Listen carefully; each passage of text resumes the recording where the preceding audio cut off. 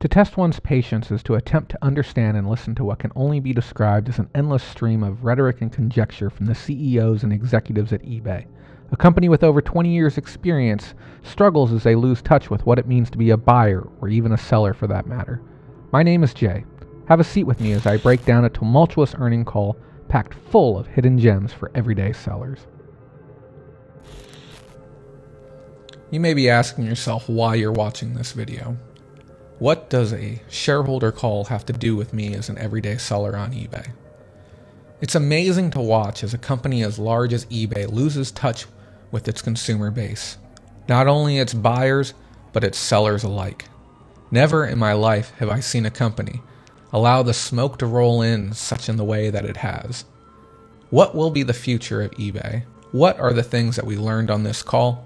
And what should you know moving forward? As a former salesman, there's one thing that I knew best, that it's not a big deal unless you make it a big deal. Watching eBay downplay the impact of its new payment solution is comical at best, but these concerns that many sellers have were fortunately echoed by shareholders on this year's call. Payments.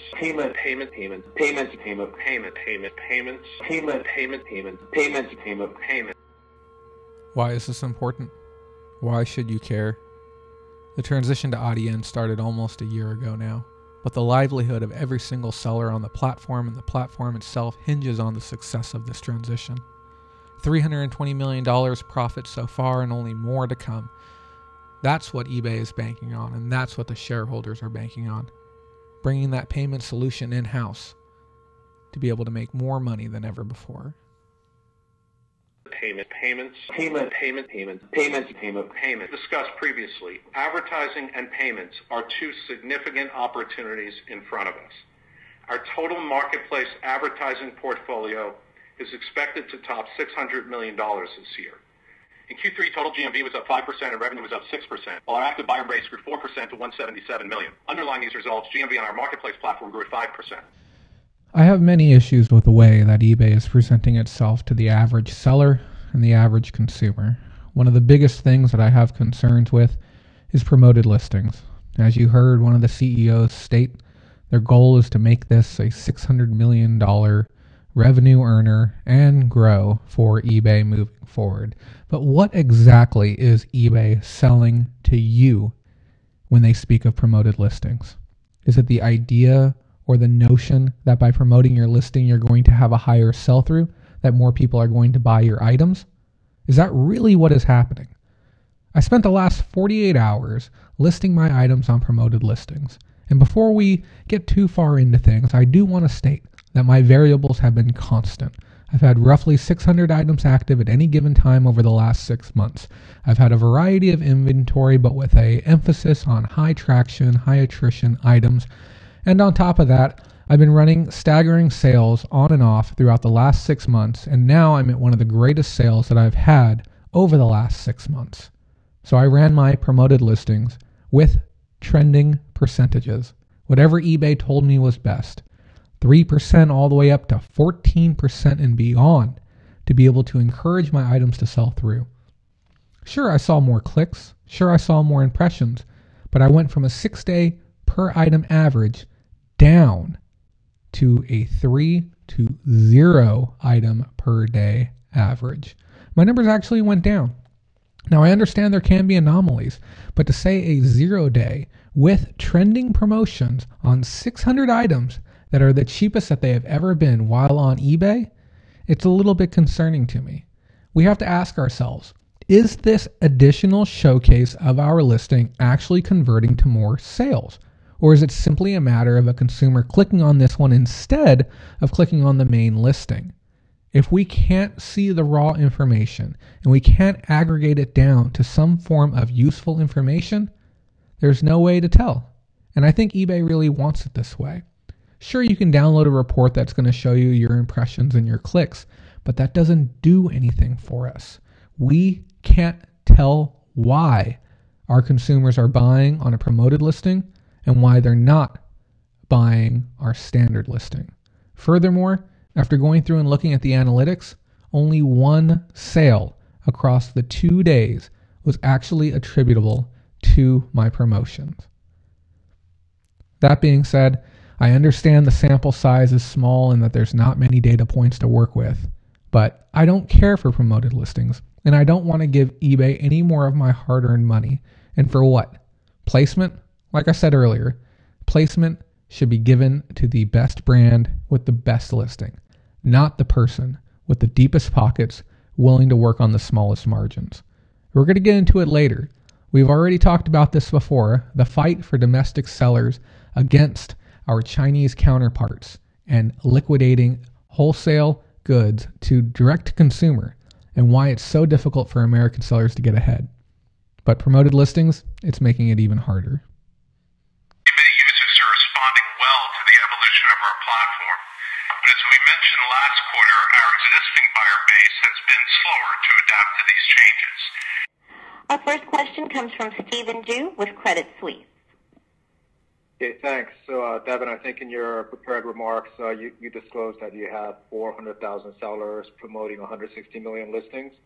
Not to sound churlish here, but there are probably millions of sellers and over 1 billion listings. So granted, some of the stuff is in the long tail and probably not appropriate for promotion, but what can you do to drive higher adoption from incremental sellers?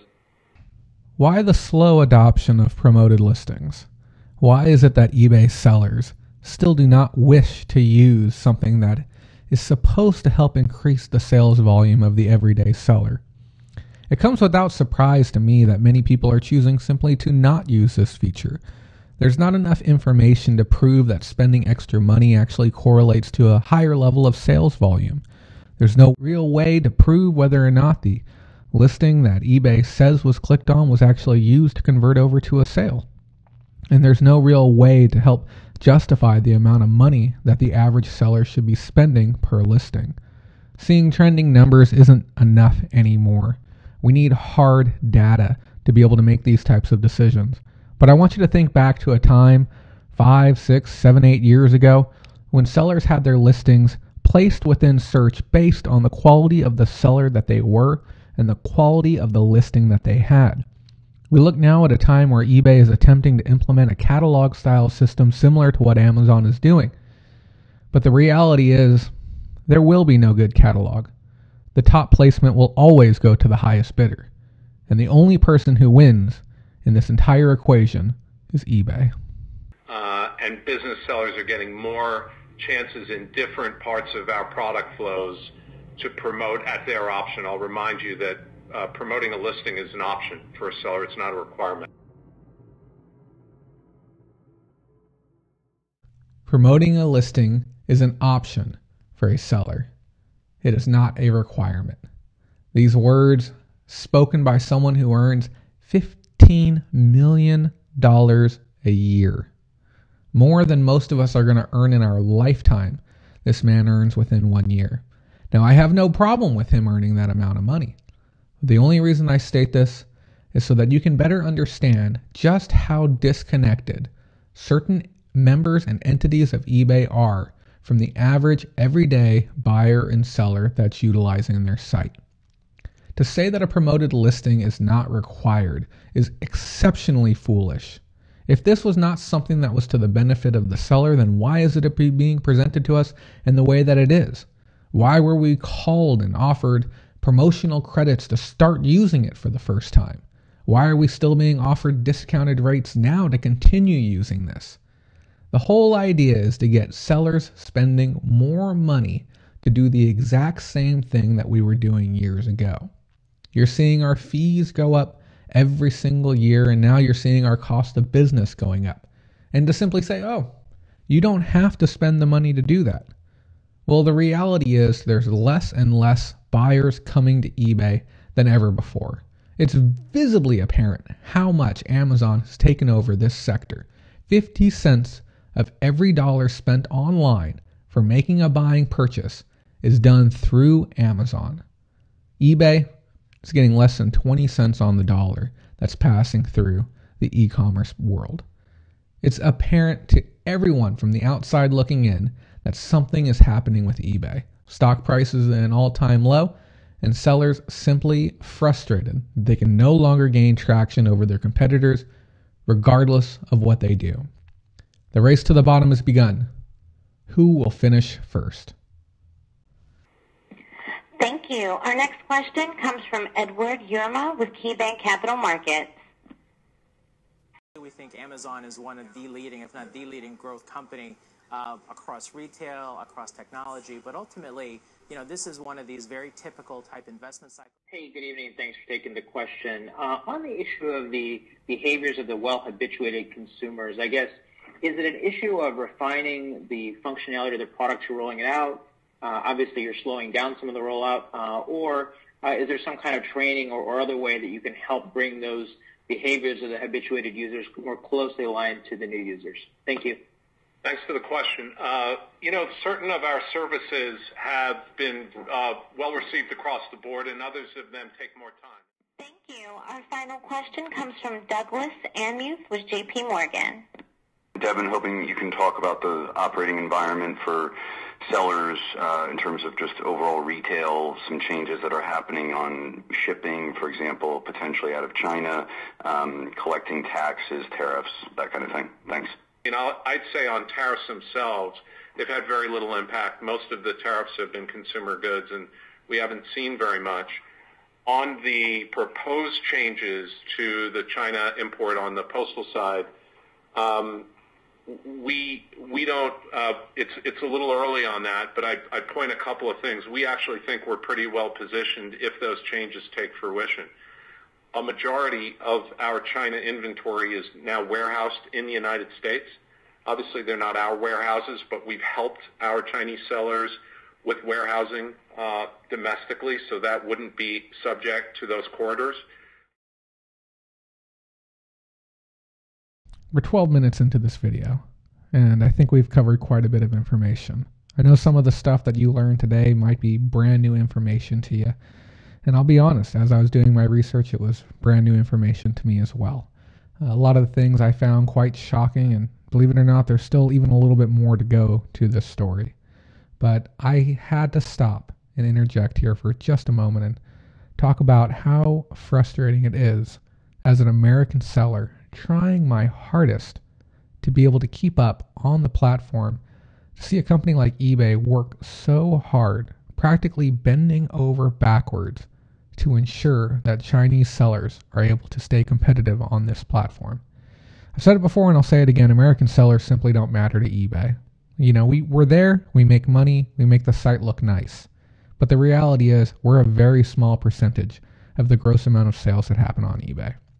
But the reality is, there isn't a whole lot that we can do. We either tuck our tail between our legs and we continue to play ball with the way that they want us to, or we simply walk away from the platform as a whole. There's not a whole lot of great alternatives coming out. There's a few in the works, but there's not many out there. That being said, there's a few other things still that we need to talk about. I have a lot of concern with the usage of the word corridors.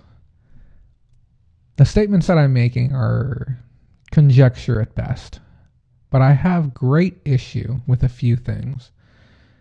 One, that eBay is positioning itself to be able to assist Chinese sellers in bringing their products here to America before the tariffs come into play that Trump has proposed. Now, regardless of your view on Trump or tariffs as a whole, any company that is working to assist other countries in circumventing our country's tariff laws are taking money directly out of our economy by doing so. They're stripping away tariffs that were put in place for a reason. And who's behind this? Okay. Well, let's take a look. We have a company called Orange Connex. Orange Connex is a company that's owned both by eBay as well as Citibank. The two of them have partnered up together to be able to make this brand a reality, and they specialize in e-commerce solutions for businesses of all different sizes. Beyond that, I have issues with Citibank as well. But eBay as a whole, they created a system in place to be able to assist Chinese sellers in getting their inventory here to the States, stored in warehouses, and then also they've offered a discounted shipping service. So that way they can also get around Trump's proposed plan to get rid of e-package shipping. Those of you who don't know, most Chinese sellers have been able to ship goods here to America for about 15 to 20 cents per item. Trump's proposed plan to remove the discounted shipping that they've been on for almost 100 years now, and eBay's already stepped in to try and resolve that and has come up with a solution that, believe it or not, it's cheaper than American first class to be able to help them get their items here. It's absolutely ridiculous. And furthermore, you have Citibank partnered in with this as well. Citibank really bothers me for the simple fact that they're not only are they partners with eBay on Orange Connex, but they're also heavily invested into eBay shares. They have quite a few of them. I believe it's an undisclosed amount.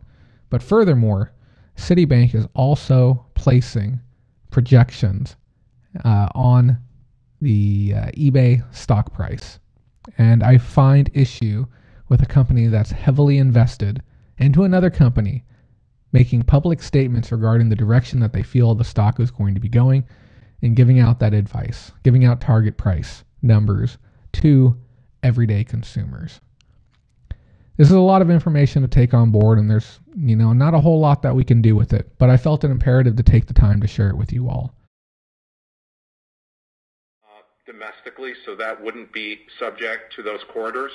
We've also this year rolled out a shipping service called SpeedPack, and SpeedPack gives China sellers multiple delivery options that wouldn't be subject to the proposed postal changes.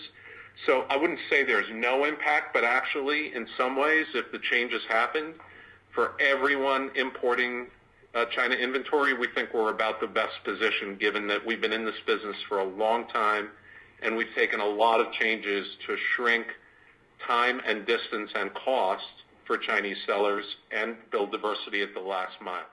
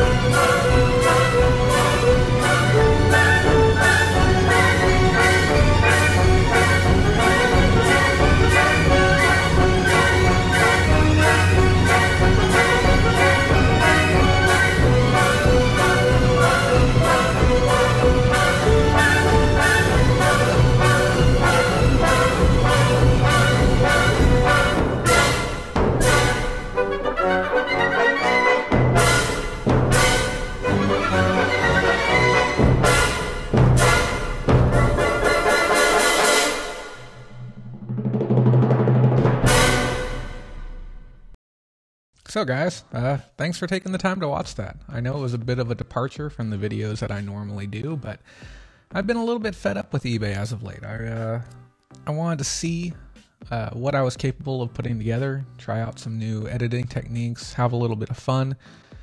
But in all honesty, that little 20-minute video took over 20 hours to produce. If you enjoyed it, I'd really appreciate it if you shared it with some other people. Maybe got the word out a little bit. And the biggest takeaway I want y'all to leave with is that promoted listings is a little bit dicey right now. With a little more information, it can really be improved and it could actually be beneficial. The way it is right now, even after recording this, I'm on day 4 of having the listings going, and I've only had the 2 sales, and sales overall are still greatly down. If you'd like more information, if you'd like to see my charts, if you'd like to see the analytics, feel free to send me a message. I'd be happy to provide them to you. But yeah, promoted listings still down, and I just want to see eBay do more for domestic sellers. I feel that eBay is using America as its jump-off point for diversity in products and for its buyer pool, but in reality, it's using every other country in the world and predominantly China to generate its revenue. And I really feel like the tables should be balanced a little bit more in America's favor, especially as how eBay is an American-based and American-founded company. That's all, really. So thanks again for taking the time to watch. If you enjoy me, if you enjoyed this content, feel free to subscribe. We do all kinds of different training videos throughout the week, and we even do a Sunday once a week live stream for 2 hours where we take live questions, and we do some practical training, and we cover reseller news every single week. So thanks again. Have a great day.